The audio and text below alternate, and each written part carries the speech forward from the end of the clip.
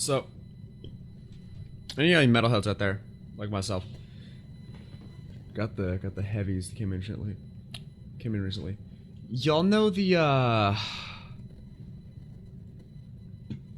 y'all know those people in the metal community, like to call metal elitists, that are like, no, it is clean singing, it's not metal. Or like, metalcore isn't real metal, or fucking something like that. Like, that's the most just annoying, like, it makes me want to fucking eat someone.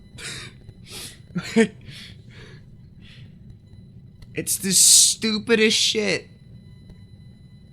Cause like, how are you gonna listen to someone like, I don't know, Killswitch Engage and say, that's not metal, that's got clean singing in it. But I mean, you can't say Metallica isn't metal. They led the thrash scene. Metallica is fucking Big Daddy metal. You can't just say, no, I guess they're not metal, clean singing. Like, yeah, they delved into hard rock, but they're still metal as fuck. Like, even 72 Seasons, man. Like, don't get me wrong, 72 Seasons was alright. That's my opinion. Wasn't my favorite Metallica album. I'm gonna fucking dog on Lars's drumming because it's not clean. I mean, but then again, don't we all? But like, I want to get this off of my chest. Because I see people say that metal has to be X, Y, and Z. And to you, I say, no. Okay. So, I don't know if any of you know. But, Bullet for My Valentine, their first album, The Poison, next year is the 25th anniversary, right? I was literally just listening to it, and every day they've been dropping, like, remasters of tracks off that album, once per day. They do it at like 2 a.m. my time. But, I mean, hey, fuck my sleep schedule. It's non-existent anyway. Tonight should be Hit the Floor, which, underrated. Hit the Floor and Room 409 are really, really underrated, by the way. Like, what defines something as metal?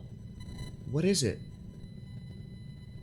Like, who's to say that, I don't know, man.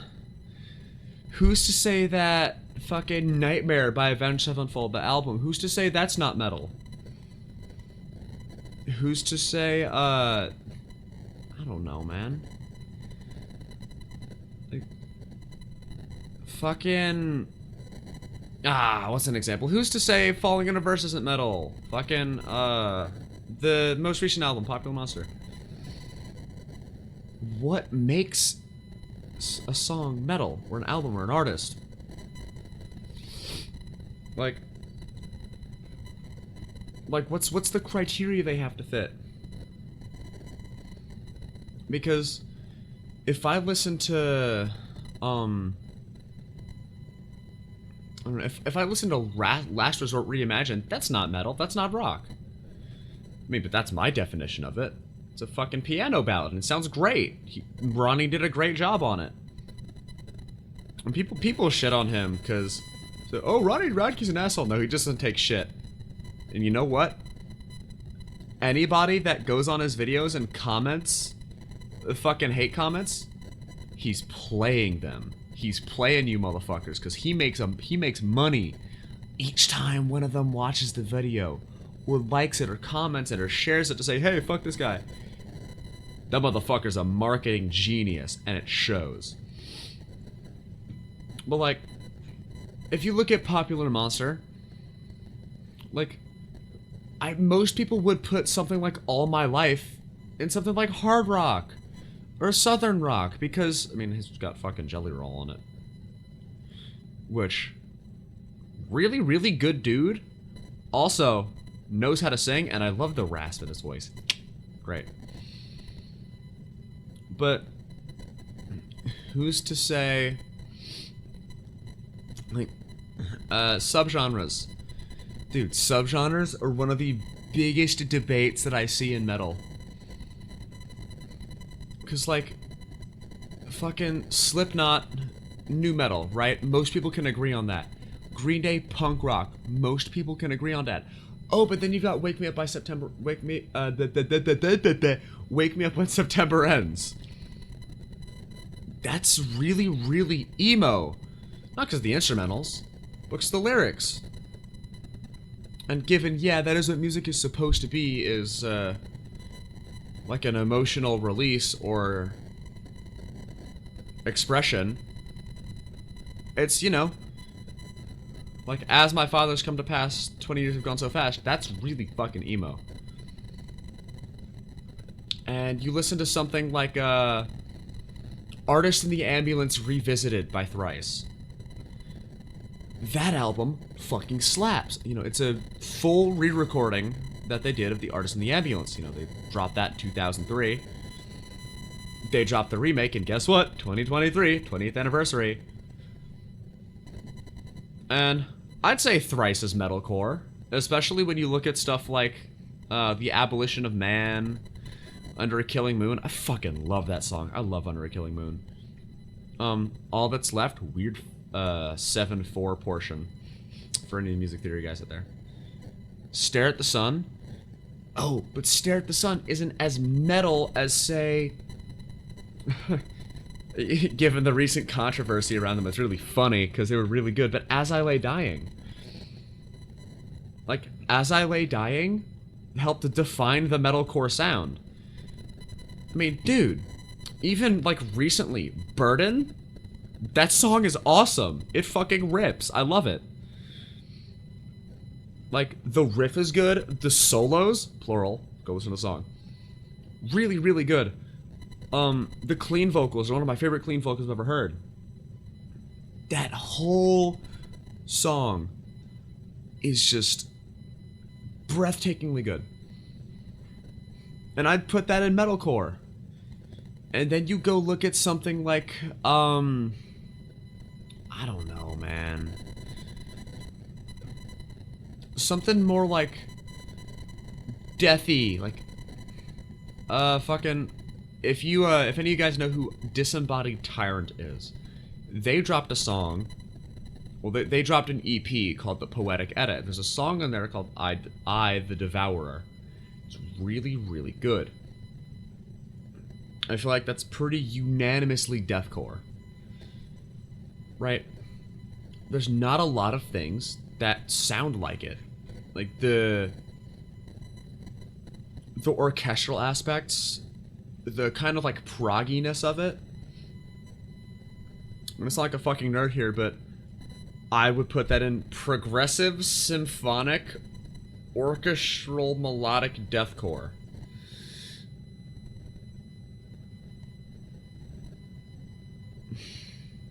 It's a great song, but trying to figure out and find all the different fucking subgenres that it fits in, it's like a fucking pie chart on anabolic steroids and 2 kilos of crack. This shit's wild. I feel like that's pretty unanimously deathcore. But if you listen to Slaughter of the Soul by At the Gates, I mean, most people would put that in melodic death metal, but it's also the 5/7/8 riff. And if it weren't for the vocals being pretty much unanimously high screams, I'd probably put it in metalcore. Like, so many of these fucking genres, I mean, so many of these songs, these albums, the artists, you can't put them in one genre. They walk the lines and fucking teeter-totter between them. And I love it. Bullet for My Valentine's my favorite band, and they fall under emo and metalcore. And their sound is nothing like there ever was at the time. their sound is so unique, and my playing's been heavily influenced by it. I love them. But even within metalcore, All That Remains, Killswitch Engage, and Bullet for My Valentine all sound wildly different. And then you can throw a band, like A Day to Remember in there, and these will Betray You, and Trivium. They all have wildly different sounds, but somehow still, at least the majority of what I've seen, the metal community puts them in metalcore, and they all line up together.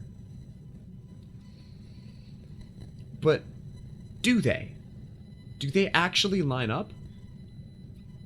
Like, are these, like, the same category?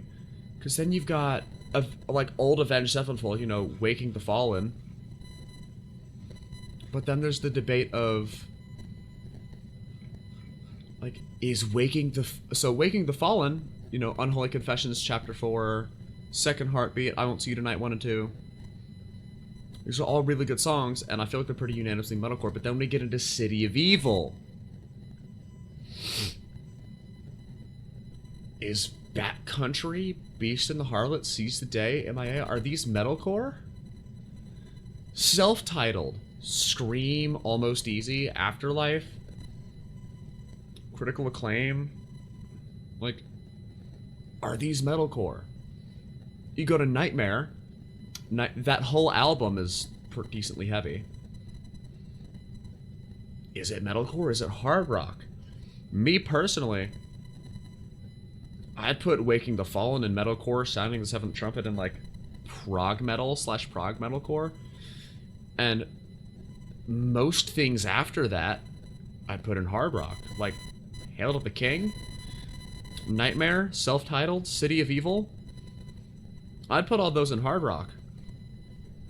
And once you hit Black Rain and Diamonds in the Rough, if you count that, and pretty much everything after that, including the stage, I haven't listened to enough to really categorize with my own opinion.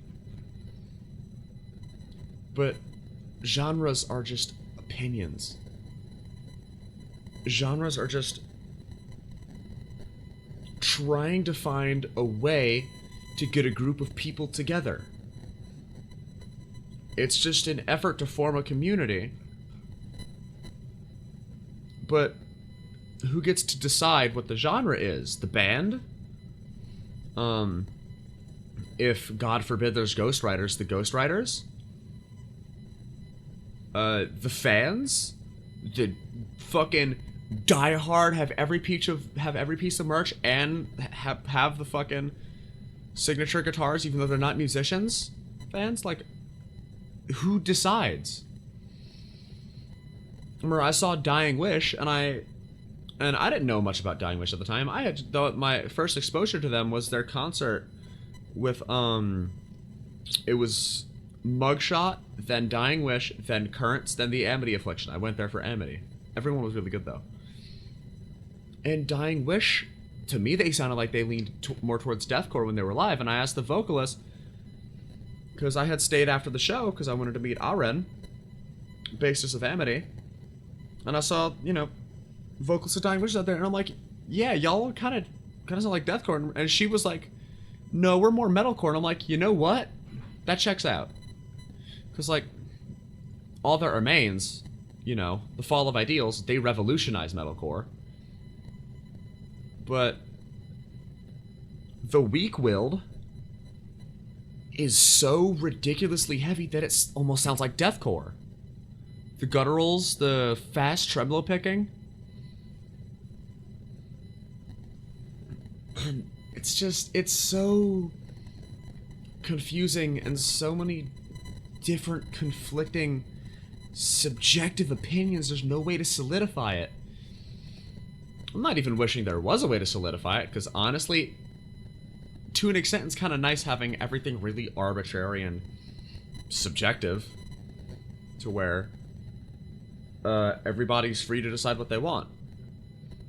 To an extent, I kind of like it, but at the same time, there's always going to be the one fucking guy, the one 300-pound keyboard warrior on Reddit that's gonna say, no, it's not this genre, it's this one, and if you disagree, fuck you, and your whole fucking family, and your bloodline, and your second removed cousin. The people will always be out there. But who decides what a genre is? I think that's gonna be the title of this video. Is who decides the genre? Because really there's so many people to leave it up to. From a listening standpoint, as a listener, the fans, but then again, when I go into music, when I go into the mindset of a musician, I'm like, well, I mean, we're the guys making the music, so we should get to define it, right? But then there's the fans, we're the ones paying for it, so we should get to define it, right? Who gets it? Like, who gets the fucking... Who gets the final decision trophy and holds it up high in the air saying, I did that? Who gets that? Who gets to decide? Please. Say, like... I think it's a really, really interesting conversation topic to just think about. Who is it? Who gets the final choice? I don't know. Just random thoughts. Bye.